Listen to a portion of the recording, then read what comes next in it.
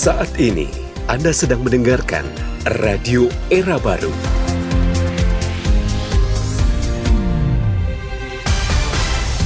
More green, more sustainable. Green Radio Line.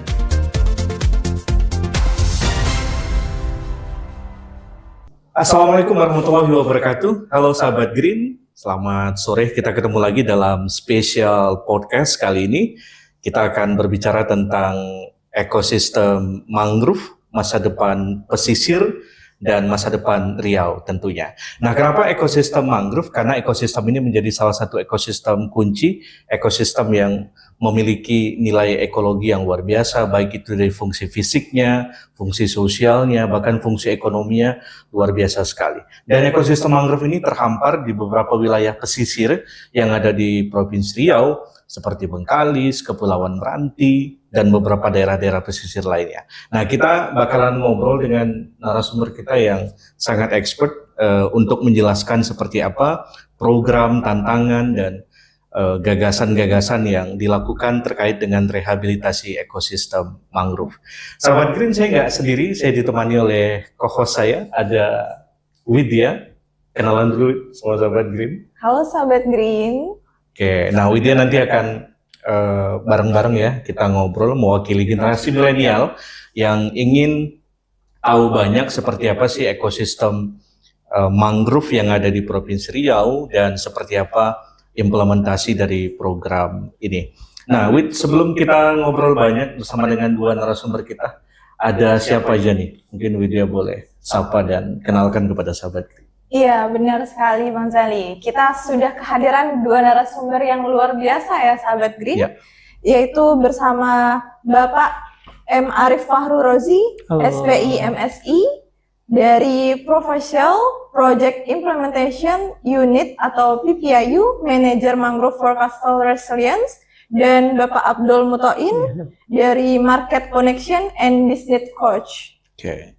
Nah, sahabat Green itu tadi Mas Arif dan Bang Toim. Iya, betul ya? Oke. Nah, kita ingin tahu dulu nih Mas Arif, reminder ya, sekaligus juga kita ingin tahu banyak seperti apa kemudian inisiatif dari program rehabilitasi ekosistem mangrove ini berlangsung. Tentunya nggak mulai hari ini. Iya.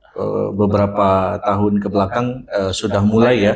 Nah, sebetulnya apa inti utama dan apa sih yang ingin di-engagement atau dicapai dalam inisiatif rehabilitasi ekosistem mangrove di Provinsi Riau ini, dan di mana-mana aja nih targetnya, berapa ribu hektar dan wilayah-wilayahnya berada di pesisir-pesisir Riau di sebelah mana, Mas Arif? Baik, ya terima kasih Mas Jali. Sahabat Green dimanapun berada, senang sekali saya diberikan kesempatan untuk menjelaskan program rehabilitasi mangrove yang kebetulan hari ini saya bersama teman-teman M4CR atau Mangrove for Coastal Resilience ini sedang concern untuk melakukan rehabilitasi mangrove khususnya di Provinsi Riau. Mungkin pertama saya ingin memperkenalkan apa itu M4CR nih Mas, Mangrove for Coastal Resilience itu sendiri. Jadi Mangrove for Coastal Resilience atau M4CR itu adalah sebuah proyek rehabilitasi mangrove yang sampai hari ini terbesar di Asia Tenggara yang dilakukan oleh pemerintah Republik Indonesia, dibantu dan disupport pendanaan oleh World Bank melalui skema loan, di mana targetnya itu merehabilitasi mangrove di 41.000 hektar. Iya, di 4 provinsi. Nah, alhamdulillah untuk masyarakat Riau, sahabat Green dimanapun berada di Provinsi Riau, Riau salah satunya nih Mas. Nah, Riau bersama dengan Sumut, Kaltim, dan Kaltara, kita melakukan kegiatan rehabilitasi mangrove melalui proyek M4CR ini sejak tahun 2024 yang lalu. Nah, targetnya memang beda-beda, disesuaikan dengan luasan mangrove masing-masing provinsi. Kalau teman-teman Green ingin tahu, sebenarnya pemerintah Republik Indonesia sudah punya yang namanya peta mangrove nasional, di mana itu menggambarkan mangrove yang ada di Republik Indonesia di semua pulau yang terbentang dari Aceh sampai ke Papua. Nah, untuk Riau sendiri, teman-teman sekalian, sahabat Green, kita ditargetkan itu merehabilitasi 4.000 hektar sampai 2027. Nah, jadi di kesempatan ini juga kami mohon doa dan dukungan bagi seluruh stakeholder yang ada supaya insya Allah Riau berhasil sukses menjalankan mencapai target rehabilitasi ini begitu. Nah, di mana 4.000 ini sendiri itu tersebar di 5 kabupaten yang ada di Provinsi Riau. Di antaranya itu ada Rohil, ada Inhil, ada Bengkalis, ada Meranti, ada Pelalawan. Ada 5 kabupaten yang saat ini sedang kita concern untuk melaksanakan kegiatan rehabilitasi mangrove. Nah, ini mungkin perkenalan ya Mas Jali dan teman-teman, bahwasanya M4CR itu sendiri memang sebuah program Republik Indonesia, pemerintah Republik Indonesia yang memang didukung oleh World Bank, di mana memang concern pemerintah itu sejak 2021 berkomitmen untuk melakukan rehabilitasi mangrove yang sudah disampaikan oleh Mas Jali tadi. Mangrove merupakan salah satu kunci di mana kita bisa melakukan perubahan, kita bisa mencegah perubahan iklim, dan tentu saja sebagai negara kepulauan dan kita sudah diakui dunia bahwasanya 20% dari hutan mangrove yang ada di dunia ini ada di Indonesia. Jadi ini anugerah sekaligus amanat yang cukup berat untuk kita semua. Begitu Mas Jali. Oke. Iya. Nah, dalam mengimplementasikan tentu ada strategi, ada cara, ada step by step gitu. Baik bicara tentang ekologi mangrove-nya sebagai satu sistem ekologi, dan juga di ekologi mangrove itu kan tentu ada kehidupan sosial, kehidupan pesisir, kehidupan ekonomi dan sebagainya. Nah, langkah-langkah yang dikerjakan mulai dari awal sampai dengan saat ini, Mas Arief, apa saja sih tahapan-tahapannya? Apakah mulai dari penanaman atau mulai dari pemetaan atau seperti apa? Dan tantangan dalam melakukan step by step implementasi program ini seperti apa? Baik. Nah, ini juga menarik ya. Terima kasih sekali kita diberikan pertanyaan yang bagus dan memberikan kesempatan buat kami menjelaskan bahwasannya M4CR sendiri ini beda dengan yang lain gitu ya. Jadi M4CR ini adalah proyek rehabilitasi mangrove yang benar-benar dirancang di mana strateginya tidak hanya sekedar tanam-menanam nih Bang Jali dan teman-teman sahabat Green semuanya. Nah, jadi memang pendekatan kita sesuai dengan roadmap rehabilitasi mangrove yang dikeluarkan oleh Kementerian Kehutanan dan Lingkungan Hidup waktu itu, bahwasanya pendekatan rehabilitasi mangrove itu kalau pemerintah Republik Indonesia menyebutnya dengan 3M. Yaitu, iya, bukan 3 miliar ya. Iya, kalau gambut 3R, kita ada 3M nih Mas Jali. Maka 3M itu adalah meningkatkan, memulihkan, dan mempertahankan. Meningkatkan, memulihkan, dan mempertahankan. Nah, ini strategi 3M ini tentu diejawantahkan oleh proyek M4CR yang didukung oleh World Bank itu dalam berbagai kegiatan yang pastinya tidak hanya tanam-menanam, tetapi mengutamakan bagaimana proyek M4CR ini mengutamakan masyarakat pesisir sebagai tuan rumah dan ahli waris sejati daripada hutan mangrove ini untuk terlibat sepenuhnya dan secara aktif dengan atas dasar kebutuhan dan atas dasar ketergantungan terhadap kehidupan masyarakat, sehingga mangrove ini bagian yang tidak bisa dipisahkan dari masyarakat pesisir. Nah, Riau, terutama Provinsi Riau ini memang punya sejarah panjang terhadap masyarakat pesisir, dan bahkan mohon izin kita juga membaca beberapa kajian dan juga fakta sejarah bahwasanya peradaban masyarakat Melayu Riau itu dimulai dari kawasan pesisir. Nah, mudah-mudahan perubahan terhadap perbaikan iklim melalui rehabilitasi mangrove bersama M4CR kita mulai dari pesisir nih Bang Jali. Ini kan tentu ada kompleksitas, ada problem, ada tantangan yang memang sudah sedari dulu hadir sebagai natural turbulence gitu kan. Nah, Mas Arief, indikator-indikator apa sih yang dipakai untuk kemudian mengukur bahwa ada progres nih terkait dengan capaian dari rehabilitasi ekosistem mangrove itu sendiri? Apakah dari tadi kalau gambut kan dengan model 3R-nya ada sistem pembasahannya diukur, vegetasinya juga diukur, revitalisasi ekosistemnya juga. Nah, kalau di mangrove ini apa ukuran-ukuran konkretnya untuk mengukur sebuah capaian keberhasilan rehabilitasi? Iya, yang menarik adalah mangrove ini ya dengan 3M-nya, yaitu memulihkan, meningkatkan, dan mempertahankan ekosistem mangrove itu sendiri. Ukuran-ukuran yang diterapkan di Project M4CR ini terutama adalah bagaimana kita mampu merehabilitasi mangrove yang sudah terdegradasi. Itu M yang pertama itu adalah bagaimana kita memulihkan, Mas. Ekosistem mangrove yang sudah terdegradasi, sudah rusak begitu, kita pulihkan kembali. Tentu tolak ukurnya adalah seberapa luas yang bisa kita rehabilitasi, kita kembalikan fungsi mangrove-nya seperti sedia kala. Itu yang pertama. Lalu upaya M yang kedua itu adalah bagaimana meningkatkan.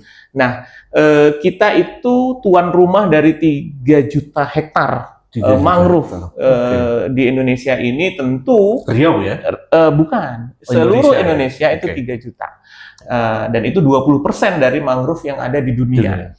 Kalau Riau sendiri, mangrove existing-nya kalau tidak salah di angka 200.000 hektar. Nah, 200.000 hektar, tapi ini 200.000 sekian ya, teman-teman bisa nanti dicek di Peta Mangrove Nasional. Nah, 200.000 hektar ini tentu harus ditingkatkan fungsi ekosistemnya, Mas. Benar. Nah, ini yang kami sebut dengan M yang kedua tadi, meningkatkan ekosistem mangrove, di mana untuk meningkatkan ekosistem mangrove adalah bagaimana memberikan penghargaan atau mengejawantahkannya itu dalam bentuk nilai existing ekosistem mangrove itu sendiri, di mana pemanfaatannya yang merasakan dampak langsung adalah masyarakat. Maka masyarakat kita berikan pemahaman, edukasi, dan kita latih bagaimana memanfaatkan mangrove dari segi existingnya, tidak memanfaatkan langsungnya, sehingga banyak program yang kita tawarkan begitu, mulai dari edukasi, maka kita punya yang namanya sekolah lapang rehabilitasi mangrove, ada juga sekolah lapang livelihood nih, Mas. Nah, ini yang menarik, itu mungkin penting yang sekali. Berbeda dari rehabilitasi-rehabilitasi yang lain adalah di M4CR kita ada sekolah lapang livelihood, di mana kelompok-kelompok masyarakat atau masyarakat-masyarakat yang bersinggungan langsung dengan ekosistem mangrove kita identifikasi, lalu kita klasifikasikan, lalu kita kelompokkan ke dalam kelompok-kelompok masyarakat yang mungkin sampai hari ini itu masih memanfaatkan mangrove secara langsung, yang notabene dalam tanda kutip menebang. Maka kita berikan pendidikan livelihood untuk memberikan mereka opsi mata pencarian lain dari mangrove atau non mangrove, sehingga nanti dijelaskan juga nanti sama Mas Toin bahwasanya kita ada program yang namanya stimulus ekonomi dalam bentuk pengembangan usaha masyarakat pesisir. Jadi ekonomi pesisir ini kita coba bangkitkan. Teman-teman Green bisa lihat di depan kita ini adalah berbagai macam produk yang hasil dari sekolah lapang livelihood dan juga pelatihan dan pengembangan usaha masyarakat yang kita lakukan, di mana yang awalnya masyarakat bergantung terhadap melakukan pemanfaatan secara langsung kayu bakau dan lain sebagainya, lambat laun akan berubah, sehingga nilai ekonomisnya minimal sama nih apa yang dia dapat dengan memanfaatkan itu, sehingga itu meningkatkan value dari ekosistem mangrove itu sendiri. Lalu M yang terakhir adalah setelah kita memulihkan lalu meningkatkan, yang tidak kalah penting itu mempertahankan. Dari awal saya sudah sampaikan, kita mungkin adalah pewaris dari 3 juta hektar di Republik Indonesia ini, di Nusantara ini, tetapi percuma kalau tidak kita pertahankan. Maka untuk mempertahankan ini kita punya program-program di mana kita melakukan sosialisasi, kita melakukan edukasi, kita melakukan pelatihan-pelatihan. Salah satu yang paling menarik adalah pelatihan penyusunan peraturan desa perlindungan dan pengelolaan ekosistem mangrove. Sudah ada? Sudah ada, sudah berjalan. Di 5 kabupaten ini? Di 5 kabupaten, dan sudah ada 30 desa yang memasukkan perdes perlindungan dan pengelolaan ekosistem mangrove ini ke dalam rencana desanya. Dan mereka tidak ragu, karena itu kan ada konsekuensi pengalokasian dana desa. Nah, dengan atas dasar kebutuhan dan juga bagaimana ekosistem mangrove di desa masing-masingnya itu bisa dipertahankan. Nah, ini upaya mempertahankan tingkat dasar yang coba kita kembangkan begitu atas dasar FPIC yang kami lakukan atau Padiatapa bahasa Indonesianya, itu persetujuan di awal atas dasar informasi di awal tanpa paksaan, pendekatan persuasif melalui personil kita yang ada di lapangan, dan sahabat Green sekalian, kami laporkan juga bahwasanya kita punya 38 pendamping desa yang mendampingi lebih dari 56 desa. Satu desa berapa tuh, Mas Adi? Jadi rata-rata satu desa itu ada satu orang pendamping, ada 2 desa sampai 3 desa. Karena memang Riau ini cukup luas, dan banyak sekali desa yang di daerah pesisir. Nah, ini teman-teman ini sedang bekerja, selain kita melakukan rehabilitasi mangrove, menanam mangrove ya, untuk secara kebijakan dari tingkat tapak di tingkat desa itu sudah ada sebenarnya, Mas. Yang mana itu adalah peraturan desa tadi. Mudah-mudahan di tahun 2027 ini target kita setidaknya minimal ada 50 desa yang punya perdes, perlindungan dan pengelolaan ekosistem mangrove. Dan selanjutnya di tingkat nasional kita sama-sama tahu sudah ada PP mangrove nih, Mas, yang sudah keluar dan segera akan diejawantahkan dalam bentuk permen. Lalu dalam amanatnya itu kita pemerintah Republik Indonesia harus menyusun RPPM nih, Mas. Rencana perlindungan dan pemanfaatan ekosistem mangrove. Dan berdasarkan kebijakan pimpinan dan berdasarkan garis proyek ini, Mas, ya? Belum ada dan sedang disusun, dan itu dibiayai melalui proyek M4CR, Mas. Nah, jadi proyek M4CR ini lintas kementerian dan juga lintas stakeholder, di mana sudah dibagi-bagi begitu. Untuk kegiatan teknis rehabilitasi mangrove memang berada di Kementerian Kehutanan, tetapi untuk upaya M yang selanjutnya itu mempertahankan ini, itu ada di antaranya Kemenko Pangan dan juga di Kementerian LH. Nah, yang itu nanti yang akan menurunkan atau mengentaskan RPPM mulai dari nasional sampai ke provinsi dan kabupaten. Di desa kami sudah merintis dengan Perdes Perlindungan dan Pengelolaan Ekosistem.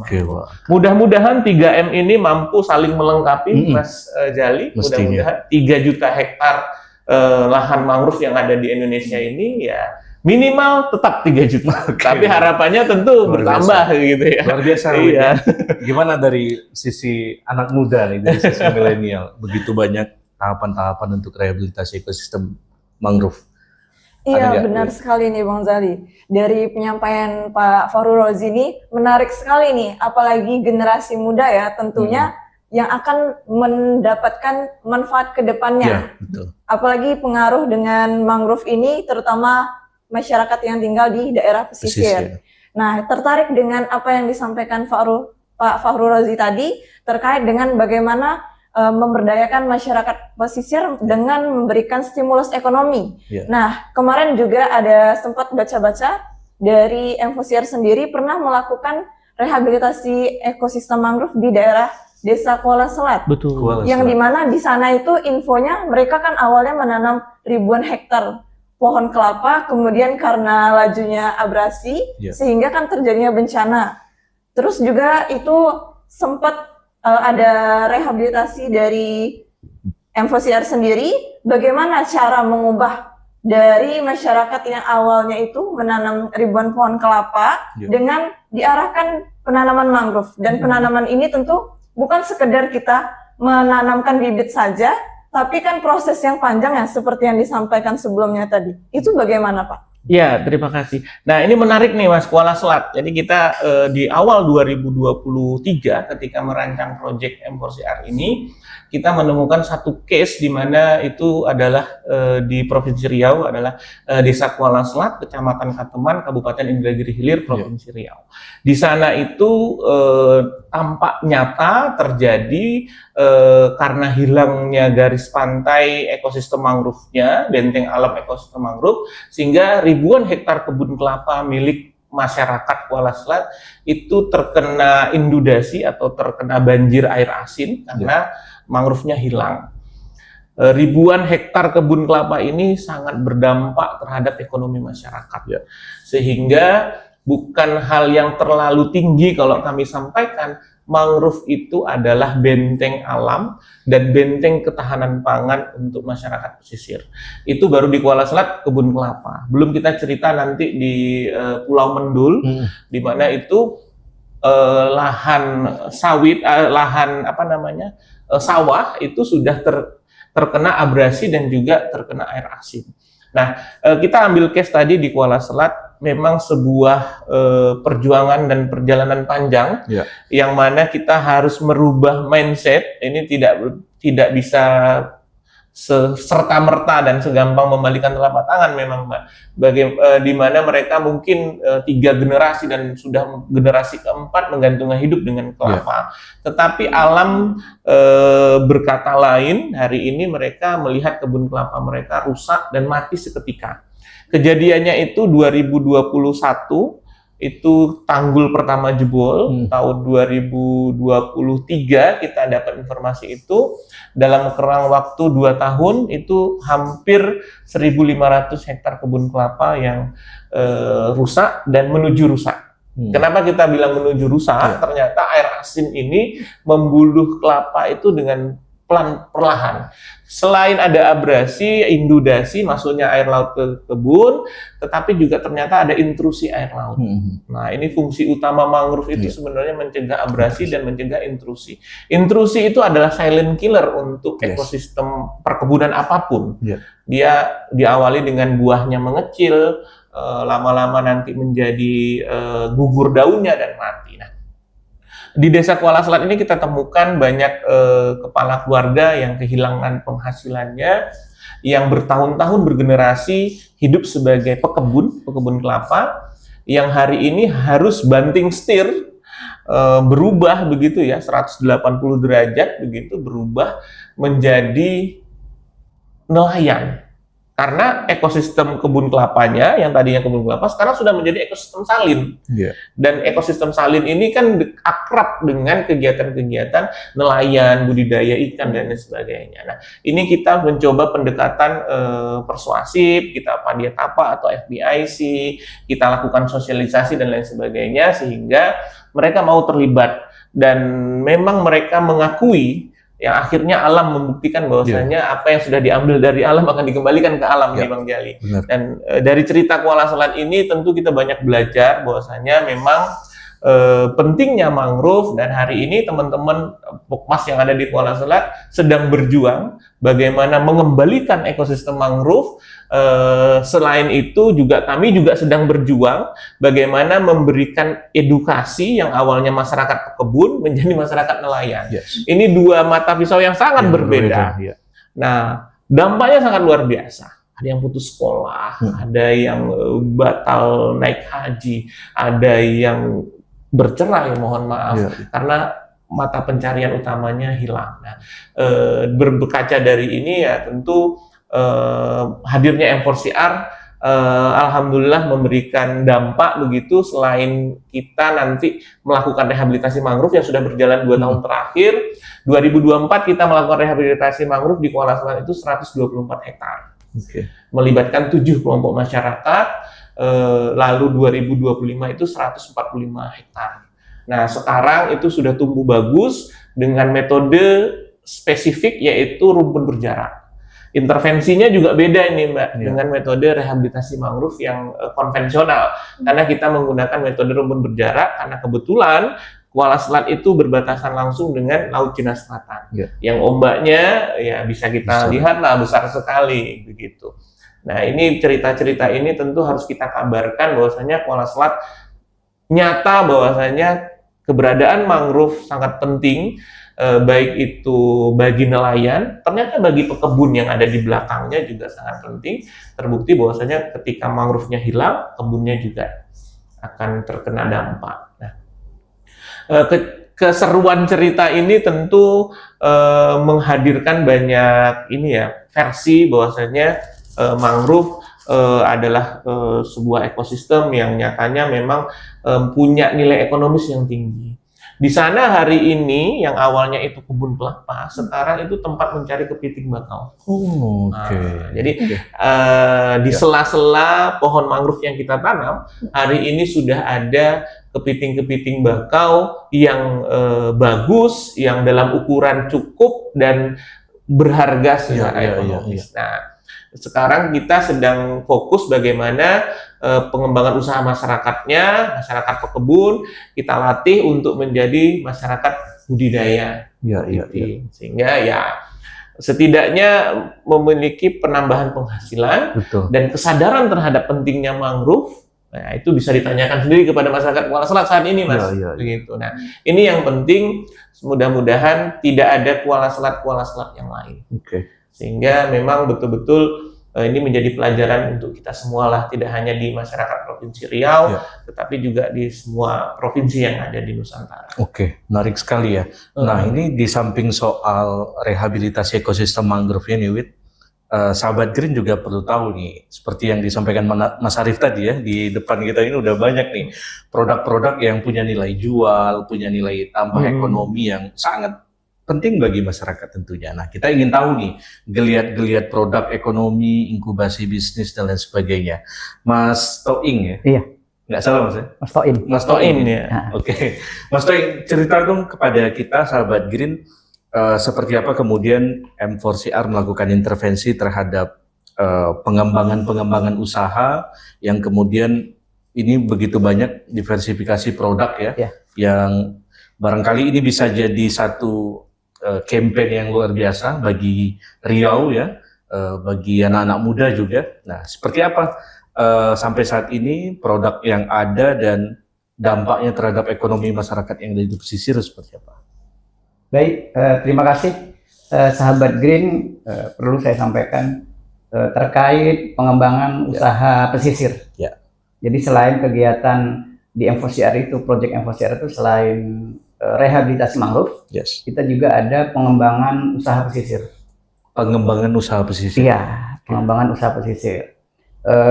Pengembangan usaha pesisir ini salah satu bentuk insentif dari kegiatan yang dilakukan kelompok masyarakat dari kegiatan rehabilitasi mangrove. Jadi dari kegiatan rehabilitasi mangrove yang kelompok masyarakat lakukan dan tingkat keberhasilannya itu sesuai dengan ketentuan 55% dari yang ditanam itu hidup minimal. Jadi kita dari Project M4CR juga ada bantuan dana hibah. Itu kegiatan matching grant dalam bentuk dana hibah yang dilakukan kegiatan itu swaklola. Jadi langsung dilaksanakan oleh kelompok masyarakat. Jadi dananya dari Project M4CR langsung diberikan ke kelompok masyarakat yang menjalankan dari dana hibah yang diberikan tersebut. Dari beberapa kegiatan yang sudah kita lakukan dari 2024 sampai hari ini, di 2024 itu kita sudah membantu 27 kelompok. 27 kelompok masyarakat. Iya, kelompok masyarakat itu yang tersebar di Kabupaten Indragiri Hilir dan Kabupaten Bengkalis serta ada di Kabupaten Meranti. Jadi di Kabupaten Indragiri Hilir itu 2024 itu ada 20 kelompok masyarakat yang sudah kita bantu. Di Kabupaten Bengkalis itu ada 2 dan di Kabupaten Kepulauan Meranti ada 5. Jadi salah satu produk yang dihasilkan dari kelompok yang sudah kita bantu melalui dana hibah matching grant itu ada di hadapan kita ini, sahabat Green. Ada beberapa produk, ada yang dibantu itu untuk pengembangan madu. Madu ya? Iya, madu di kawasan hutan mangrove. Serta ada juga pengembangan mie sagu seperti yang ada di Selat Panjang ini, sahabat Green. Ini dari Kabupaten Kepulauan Meranti. Selanjutnya ada seperti ada kerupuk udang. Kerupuk udang? Ya, kerupuk udang ini dari kelompok Desa Kuala Selat.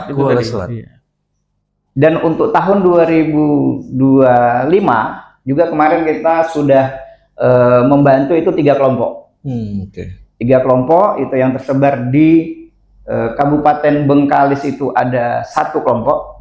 Itu pengembangan budidaya nanas dan produk olahan.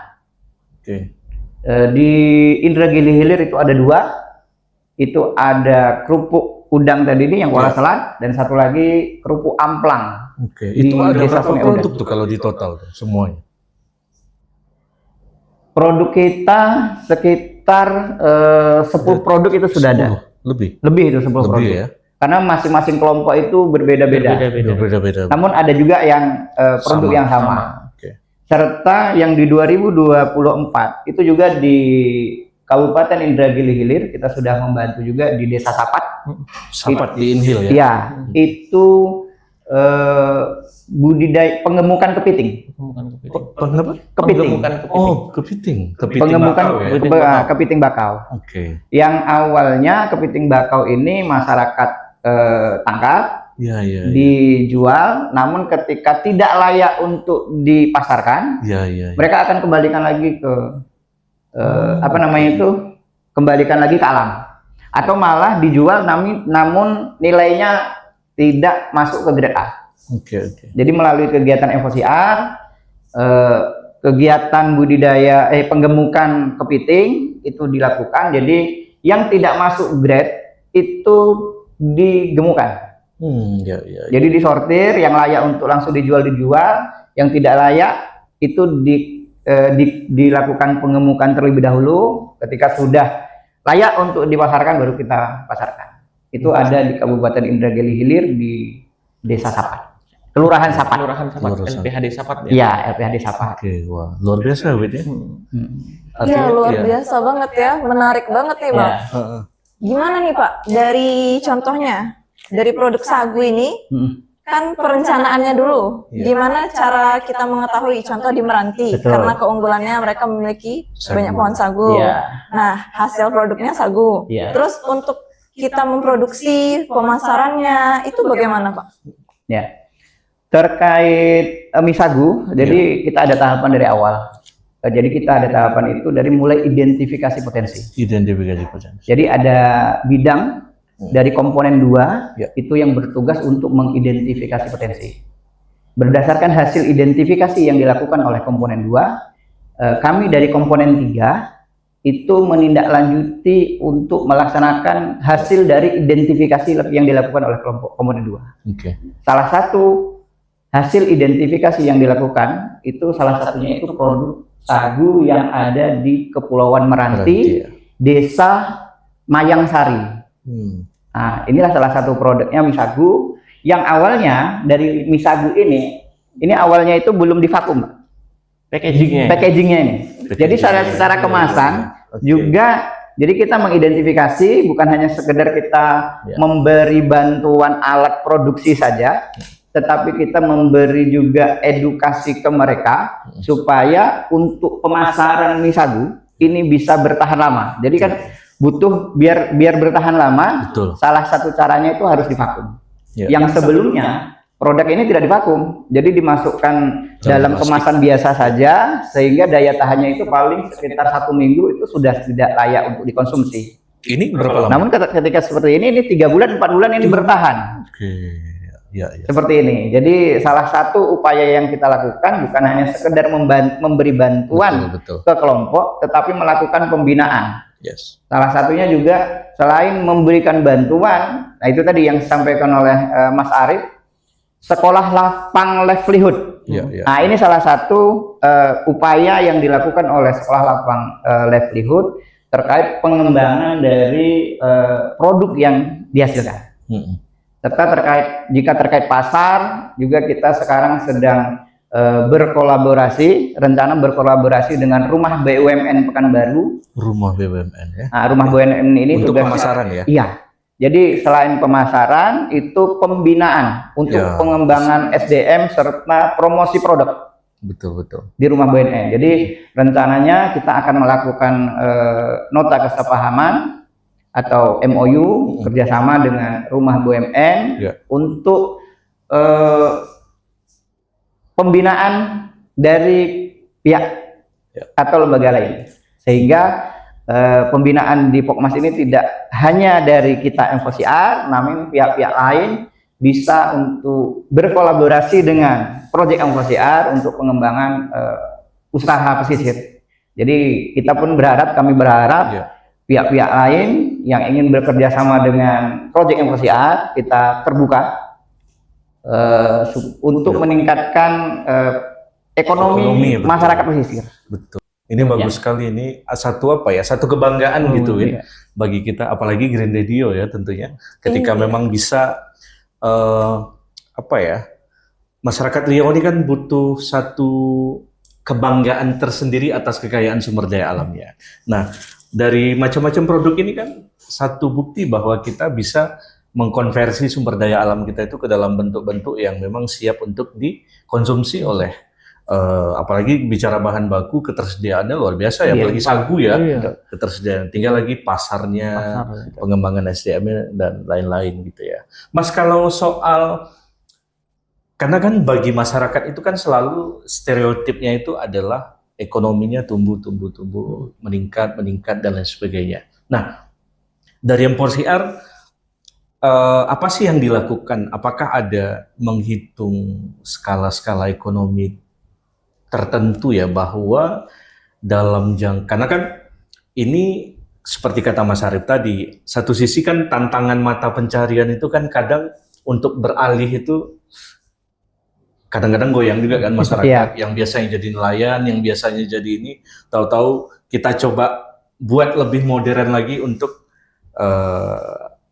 ke produk gitu. Nah, seperti apa kiat-kiat yang dilakukan oleh M4CR agar memang masyarakat itu betul-betul firm dan yakin bahwa ini adalah jalan alternatif ekonomi yang bagus bagi mereka dan punya jangka panjang keterpenuhan kesejahteraan mereka di hari-hari ke depan yang kita tahu penuh tantangan dan lain sebagainya gitu. Gimana meyakinkan kepada masyarakat soal itu?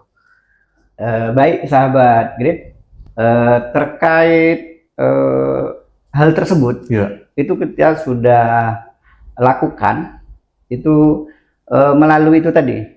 Kan kita mulainya dari identifikasi potensi. Artinya potensi yang kita kembangkan itu adalah potensi yang berada di desa atau potensi lokal. Apa yang sehari-hari masyarakat lakukan, itu yang kita lakukan pembinaan. Sehingga kita memberikan bantuan dana hibah melalui kegiatan matching grant. Jadi dari kegiatan itu memang sudah mereka lakukan. Jadi kita datang itu tinggal pengembangan usaha yang sudah mereka lakukan. Bukan kegiatan yang tidak sama sekali mereka lakukan, kita arahkan ke yang lain, tidak seperti itu. Tapi berdasarkan hasil identifikasi sesuai dengan potensi masyarakat lokal, tinggal kita mengemas bagaimana ini produk bisa diterima oleh pasar luar, bukan lokal saja. Jadi untuk menyasar pasar luar, ini kita butuh inovasi sehingga produk itu bisa diterima. Ini salah satu contoh. Salah satu contoh ini ada selai nanas dari Desa Muntai Barat. Ini nama kelompoknya Kelompok Tani Maju Sejahtera. Ini produk, ini sebelum dibantu oleh M4CR. Dari produk ini warnanya coklat. Coklat ya? Ini. Setelah dibantu oleh M4CR, ini produk bisa selai nanas, identik kalau nanas itu warnanya kan agak kuning. Jadi selainya itu bisa kuning. Jadi pas pertama kita datang, ibu ini selainya kok coklat. Ini kami masih menggunakan manual, artinya masih diparut, masih menggunakan blender. Nah sekarang melalui project M4CR, melalui kegiatan dana hibah matching grant, kita bantu alat teknologi tepat guna. Sehingga kan produk bisa memiliki kualitas bagus dan kita bisa pasarkan ke pasar-pasar yang memang membutuhkan dari produk itu sendiri. Seperti itu. Jadi ini hasilnya luar biasa. Luar biasa ya. Iya, warnanya sudah yang sebelumnya mirip kacang jadi nanas ya. Begitu. Begitu. Perubahan dari ini pembinaan yang dilakukan oleh pihak M4CR ya? Iya. Jadi rencananya untuk tahun ini, karena yang seperti selain nanas ini kan baru dibantu tahun 2025. Nanas ini di mana? Di daerah? Di Desa Muntai Barat, Kecamatan Bantan, Kabupaten Bengkalis. Bengkalis ya. Dan rencana kita pada tahun ini akan kita lakukan sekolah lapang livelihood. Artinya akan kita lakukan pelatihan supaya produk ini secara kualitas akan lebih bagus lagi. Seperti itu. Untuk pendistribusiannya ini udah kemana-mana aja nih Pak? Kalau untuk saat ini, selain nanas itu dibutuhkan dari lokal itu di Bengkalis, itu sudah itu masyarakat lokal itu sudah membeli ke sini. Jadi untuk pemasaran itu kita belum keluar, tapi kalau yang ini pemasaran baru di lokal. Jadi kemarin saya sudah datang ke Pokmas, Bu, bagaimana produk yang dihasilkan? Alhamdulillah Pak, secara pasar kita sudah diterima dan secara proses pembuatan kita sudah lebih mudah. Yang awalnya mungkin kita bisa memproduksi ini butuh waktu sekitar 4-5 jam, sekarang kita 2 jam sudah selesai. Karena menggunakan alat teknologi tepat guna yang dibantu dari dana hibah matching grant. Oke. Itu salah satu cara. Itu sekali produksi berapa banyak? Sekali produksi mereka itu kemarin yang ini memproduksi itu 10 kilo. 10 kilo ya? 10 kilo yang biasanya kita kalau mau memisahkan antara air dengan ampas nasnya ini, ya, betul. Ini butuh energi. Tapi kalau sekarang cukup dengan teknologi tepat guna kita masukkan, itu sudah terpisah. Ya, ya. Air nanasnya sudah terpisah, serat nanasnya sudah terpisah dengan sendirinya. Air nanasnya itu dihasilkan jadi sari buah nanas atau dijadikan jus. Ampas nanasnya itu nanti baru dijadikan selai. Nanas, seperti itu Mas. Artinya dari satu buah nanas itu bisa menghasilkan 2 produk dari olahan nanas itu sendiri. Oke, luar biasa ya. Apalagi ini bisa merata ya ke seluruh wilayah ya. Betul. Ya.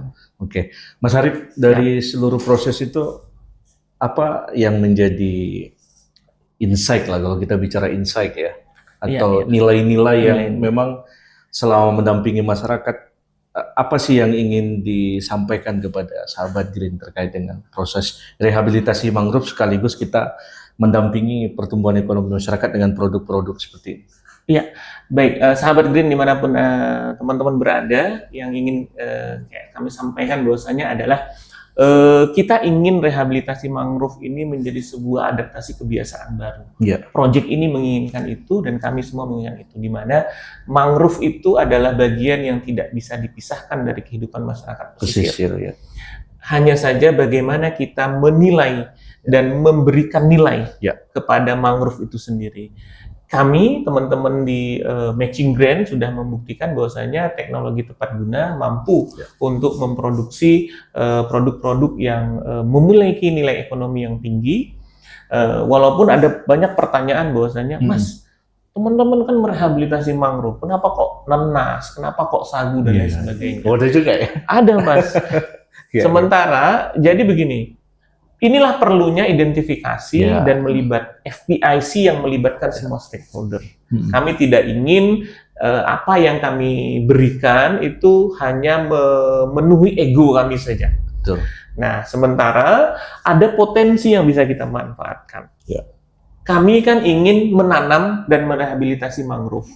Tetapi kami juga sadar betul bahwasanya ada segelintir tangan-tangan yang menggantungkan hidup. Saya bilang menggantungkan hidup terhadap memanfaatkan kayu mangrove secara langsung. Tangan-tangan ini kan butuh pekerjaan yang menghidupi keluarganya. Tidak serta-merta kita bisa paksa mereka untuk memanfaatkan mangrove secara konvensional. Bapak harus jadi nelayan, Bapak harus jadi nelayan kepiting, Bapak harus jadi nelayan udang dan lain sebagainya. Sementara mungkin bertahun-tahun generasinya, keluarganya itu ya bertahan hidup dengan misalnya akrab dengan peternakan ayam, akrab dengan perkebunan nanas, akrab dengan udang, akrab dengan kepiting. Kita tidak bisa menilai masyarakat, pokoknya masyarakat pesisir pasti nelayan, itu belum tentu juga Mas Ali.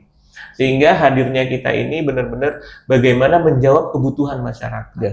Jadi rehabilitasi mangrove itu tidak hanya memaksakan ego sektoral kita, pokoknya mangrove ini haram untuk diapa-apain, itu nggak bisa juga. Makanya kita kan rencana pengelolaan dan pemanfaatan ekosistem mangrove.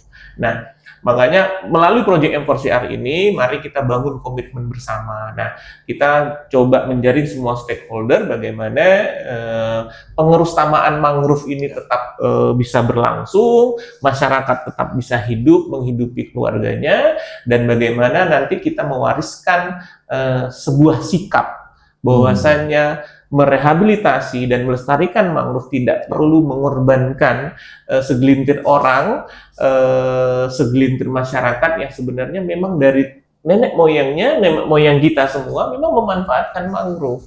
Maka dari program ini yang sebenarnya adalah bagaimana kita menggali potensi yang ada, mencarikan solusi yang tepat dengan teknologi tepat guna, dengan momen yang tepat, dengan pendekatan yang tepat, supaya rehabilitasi mangrove ini seiring sejalan dengan perkembangan masyarakatnya, Mas.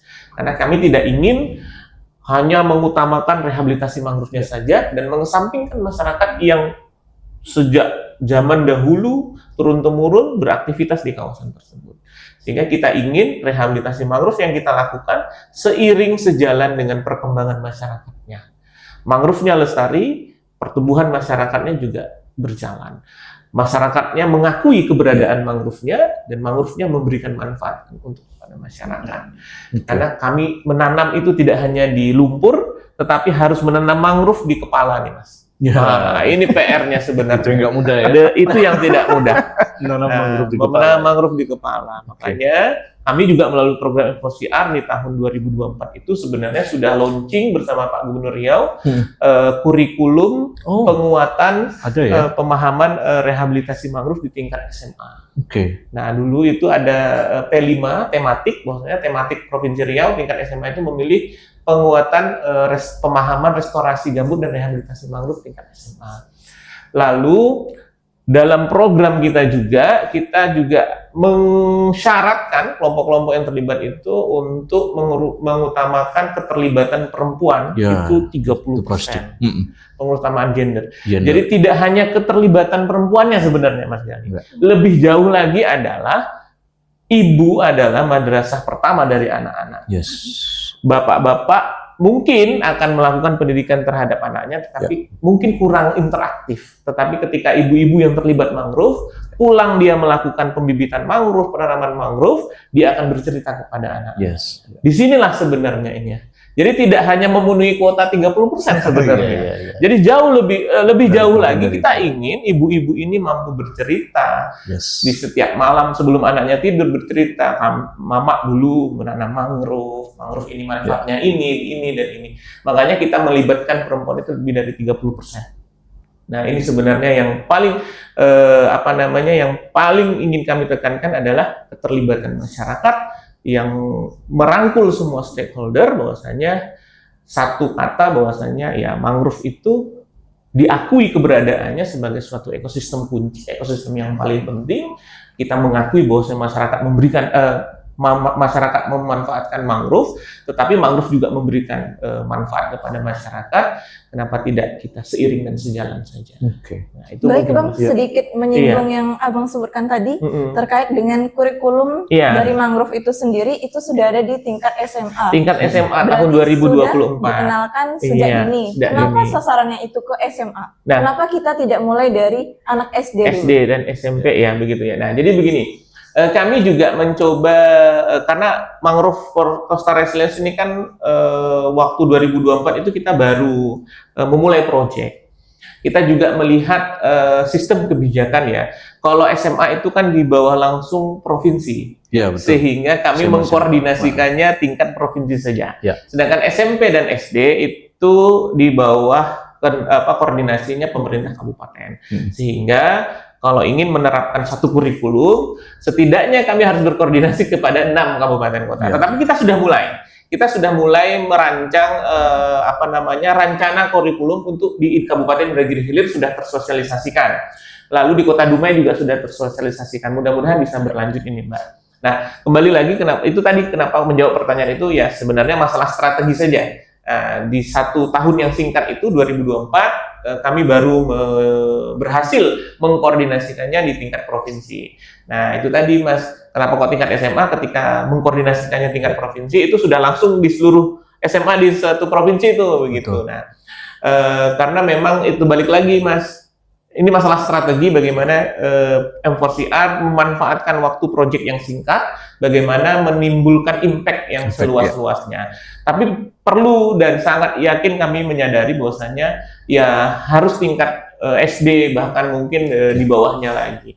Ya strateginya balik lagi tadi itu Mbak, kami melibatkan 30% perempuan tidak hanya untuk memenuhi kuota, tetapi harapannya para ibu-ibu tangguh ini mampu menceritakan dan mendidik anak-anaknya terkait rehabilitasi mangrove. Mudah-mudahan di 2026 dan 2027 ini kita mampu menuntaskan koordinasi di 5 kabupaten setidaknya. Sampai 2027 ya? Sampai 2027 Mas ini. Jadi mudah-mudahan ini kita bisa lanjutkan ya. Sekali lagi mohon dukungan dari sahabat Green semuanya, terutama ini kami juga senang sekali Green Radio selalu support kita, itu memberikan kesempatan kita untuk menyapa masyarakat, menyapa sahabat Green. Ini sangat apresiasi terhadap teman-teman Green yang selalu mengupdate juga. Kalau teman-teman follow Instagramnya Green ya, selalu ada tuh kegiatan M4CR yang kita terlibat begitu. Alhamdulillah. Nah, ini juga menjadi sebuah media promosi dan media edukasi juga buat kita semua.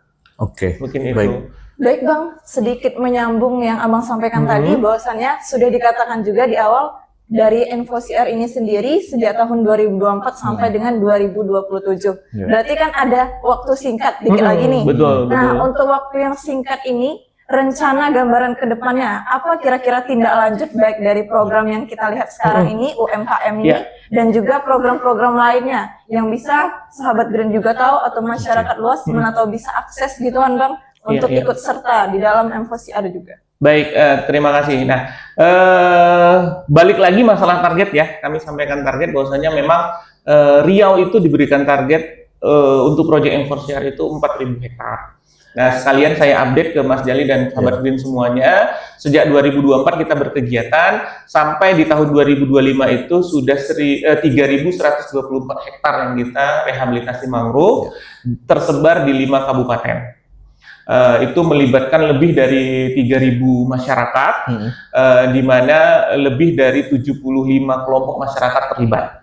Nah, ke depan tentu kita akan mencoba memenuhi target, artinya masih ada lebih kurang 800 hektar yang akan kita rehabilitasi mangrove, baik itu yang sistemnya pengkayaan, sistemnya itu rumpun berjarak, intensif dan lain sebagainya.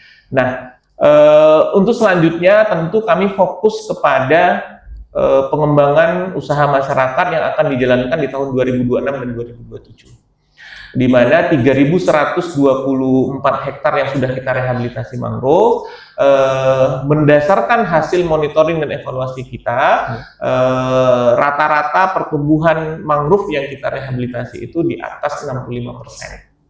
Dari standar yang kita acu adalah 55%. Artinya tingkat keberhasilan rehabilitasi mangrove kita cukup baik, sehingga seperti yang disampaikan oleh Mas Toin, kelompok-kelompok masyarakat yang berhasil melakukan rehabilitasi mangrove dengan persentase yang baik ini berhak untuk mengajukan dan memberikan sebuah penawaran proposal bisnis agar dapat dibantu hibah pengembangan usaha masyarakat. Dan pengembangan usaha masyarakat ini, usaha masyarakat pesisir ini tidak hanya dalam bentuk hibah uang, tetapi tadi sampaikan Mas Toin, ada sekolah lapang livelihood yang nanti akan memberikan pelatihan dan lain sebagainya. Kita akan fokus ke sana supaya mangrove-mangrove yang sudah kita tanam, sudah tumbuh baik ini mampu dijaga dan dipelihara oleh masyarakat itu sendiri. Menyambung yang telah saya sampaikan tadi, kenapa kok usahanya bermacam-macam. Jadi setiap kelompok masyarakat ini kami tagih komitmennya, yang mendapatkan hibah matching grant ini biasanya mereka membuat komitmen untuk tetap menjaga dan melestarikan tanaman yang dia sudah tanam sendiri waktu kegiatan rehabilitasi mangrove. Bahkan ada yang menyisihkan sebagian hasil penjualan produk untuk melakukan pembibitan mandiri dan penanaman mandiri. Nah, ini cerita menariknya ini, Mas. Seperti misalnya yang dilakukan oleh teman-teman di LPH di Sapat, yang kita bantu pengemukan kepiting, itu ketuanya itu rajin kontrol. Jadi itu selain dia menangkap kepiting di lahan-lahan mangrove, dia juga dibekali bibit, Mas. Sehingga ketika ada yang mati sambil dia memasang perangkap kepiting atau pento, kalau ada tanaman mangrove kita yang rusak, mati, itu langsung disulam secara mandiri. Nah, inilah peran kegiatan rehabilitasi mangrove itu sendiri. Nah, justru letak kebanggaan bagi kami itu ketika masyarakat secara mandiri itu Mas, tidak lagi menuntut proyek begitu ya. Memang dalam pelaksanaan proyek ini ada namanya HOK, harian uang kerja, lalu pembibitannya dibayar dan lain sebagainya. Nah, tapi justru kebanggaan kami itu ketika kelompok masyarakatnya secara mandiri, dia selain membawa alat tangkap, perangkap kepiting yang namanya pento itu, dibekali bibit Mas. Kadang-kadang ada bibit, kadang-kadang propagul. Artinya kan masyarakat itu secara sadar bahwa aku menggantungkan hidup di mangrove, maka aku harus memperbanyak mangrove-nya. Kan seperti itu. Nah, itu senang banget rasanya Mas ketika kita mendapatkan cerita itu. Artinya kami tidak lagi promosi begitulah ya. Pak, ayo Pak nanam mangrove nanti dapat HOK sekian, itu udah gak laku sekarang Mas. Mereka secara sadar, kenapa? Ketika mangrove-nya bagus, kepitingnya banyak, dia dapat ekonomi. Nah, inilah yang komitmen-komitmen seperti inilah yang kami coba bangun bersama seluruh stakeholder, dan kami juga sampaikan bahwasanya kami mengucapkan terima kasih kepada seluruh stakeholder yang sudah membantu kami, terutama pemerintah Provinsi Riau dan juga Kementerian Kehutanan terutama yang sudah support kita semuanya, pemerintah kabupaten melalui dinas PMD, dinas pendidikan dan lain sebagainya. Nah, mudah-mudahan kami mampu memberikan atau sedikit menjawab beberapa tantangan ya. Kami nggak mungkin menjawab semuanya dengan kehadiran M4CR ini. Mungkin ada beberapa gap atau beberapa tantangan terhadap mitos rehabilitasi ini, Pak. Kata orang kan rehabilitasi ini pekerjaan yang never ending gitu. Iya. Kita tanam, ada saja yang menebang, kan begitu. Tetapi mudah-mudahan dengan M4CR ini ya setidaknya ada tangan-tangan yang menggantungkan hidup dengan mangrove sudah kita gantikan dengan livelihood atau mata pencarian yang lain. Mudah-mudahan lebih baik. Amin. Oke. Baik, dari Mas Toi mungkin terakhir harapannya agar masyarakat semakin kreatif, semakin inovatif dalam memproduksi produknya, memasarkan dan mendistribusikannya ke pasar gitu. Apa pesan dari Mas Toi? Silakan. Baik, sahabat Green, untuk tetap apa yang kita sudah lakukan di kelompok masyarakat akan berlanjut. Itu salah satunya itu yang kita lakukan itu berkolaborasi dengan pihak yang berhubungan dengan pelaku UMKM. Salah satunya nanti yang akan kita lakukan itu rumah BUMN Pekanbaru. Jadi terkait usaha-usaha yang dilakukan oleh kelompok masyarakat, ini yang paling penting itu kan pasar. Pasar dari produk yang sudah dihasilkan oleh kelompok masyarakat. Betul. Artinya dengan waktu yang hanya sampai 2027, kita dari Project M4CR berkomitmen untuk tetap membantu masyarakat dalam melakukan upaya-upaya mengembangkan ekonomi pesisir dari mulai pengolahan produk sampai pemasaran produk. Dan rencananya ini untuk salah satu produk yang sudah kita hasilkan misagu. Ini kemungkinan kedepannya kita juga akan bekerja sama dengan proyek atau program MBG, SPPG-nya. SPPG-nya ya. Nah, kita berharap nanti sagu ini menjadi pangan lokal. Salah satu pengganti karbo. Iya. Berarti di dalam MBG itu nanti akan digantikan dengan sagu. Misalnya salah satu menunya itu misagu. Oke, menarik sekali. Jadi, ya dari upaya yang kita lakukan salah satunya ya selain memberi bantuan, memberi pelatihan untuk peningkatan SDM dan produknya, kita juga concern ke pemasaran produk yang dihasilkan oleh Pumas. Sampai 2017 insya Allah kita 2027 mundur ya, sampai 2027 ini efek mau maghrib ya. Kita udah menyinggung juga kan tadi dari berbagai bidang. Kita juga lihat bahwasanya itu yang paling terdampak masyarakat yang ada di pesisir. Nah, tentunya masyarakat pesisir kan biasanya ya orang-orang tua kita yang lebih utama gitu ya, Bang. Tapi bagaimana nih kita melihat peran daripada generasi muda itu sendiri? Mungkin ada pesan kunci atau bagaimana keterlibatan yang pernah dilakukan oleh M4CR bersama dengan generasi muda? Iya, terima kasih. Nah, ini menarik ya, Mas, bahwasanya jangan dibilang bahwasanya kelompok masyarakat, kelompok tani itu hanya orang-orang tua. Nah, ini fakta menarik yang kami temukan di lapangan, banyak sekali kalau yang terlibat dalam penanaman yang dilakukan oleh MFORCR itu justru anak-anak muda. Nah, anak-anak muda ini, pemuda-pemuda ini juga harus diberikan kesempatan begitu ya. Bahkan ada yang menjadi ketua kelompok itu sekaligus ketua pemuda di desanya. Dan ada juga yang perempuan. Nah, kelompok masyarakat, kelompok tani jangan dikira hanya laki-laki nih Mas. Ada juga yang perempuan. Sebenarnya yang kami harapkan dari teman-teman muda adalah bagaimana mengcapture melalui media sosial rehabilitasi mangrove yang menurut versi anak-anak muda itu sebuah kegiatan yang tidak hanya rutinitas tanam-menanam, tetapi keseruannya sambil belajar dan lain sebagainya. Nah, ini yang coba kami dorong dan kemarin kita juga sudah memberikan banyak edukasi ya, terutama di Universitas Riau di Fakultas Perikanan itu kita kemarin mangrove goes to campus Mas. Itu programnya MFORCR juga melalui Kementerian Kehutanan. Nah, itu sangat banyak sekali teman-teman muda yang ikut tertarik gitu untuk melakukan kegiatan rehabilitasi mangrove sambil belajar dan sambil melakukan kegiatan rehabilitasi mangrove. Nah, di tingkat tapak juga seperti itu sebenarnya. Banyak sekali pemuda-pemuda yang juga sebenarnya terlibat aktif dalam kegiatan rehabilitasi mangrove yang menghadirkan sudut pandang yang berbeda. Itu tadi mengcapture dari perspektif milenial ya terkait dengan kegiatan rehabilitasi mangrove. Oke, baik.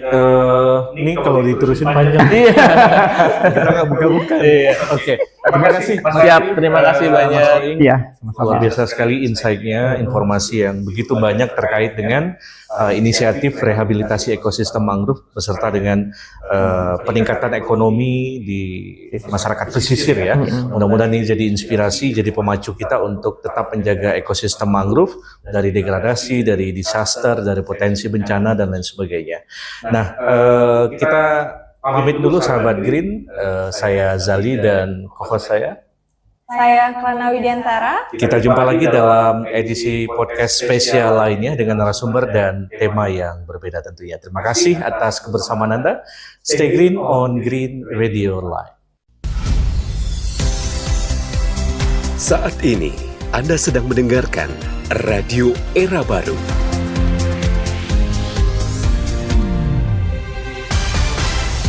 More green, more sustainable. Green Radio Line.